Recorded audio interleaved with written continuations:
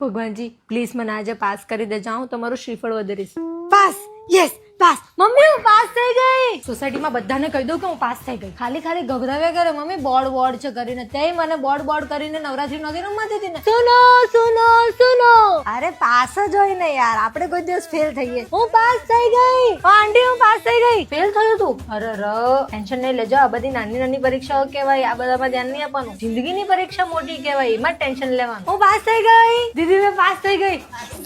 Uncle હું pass થઈ ગઈ. તને ખબર હું આજે પરીક્ષામાં પાસ થઈ ગઈ. તો તું બી પાસ થઈ જશે. બોલ એવું હતું પેપર. આનવી હું પાસ થઈ ગઈ. તો તું બી પાસ થઈ જશે. એટલું ઈઝી હોય કઈ હોય નહીં. 10 કિલો કોકોનો ઓર્ડર આપી દીધો છે. આજે બધાએ મારા ઘરે આવવાનું છે. કોકો પાર્ટી રાખી છે. ના પણ તું કેવી રીતે એક્ઝામ આપવાનું? તું તો કૂતરો છે. મને તો લાગતું હતું કે એકાદામાં તો હું ઉડી જ જઈશ, પણ ખબર નહીં કેવી રીતે પાસ થઈ ગયા. પાસ થઈ ગઈ, હું પાસ થઈ ગઈ.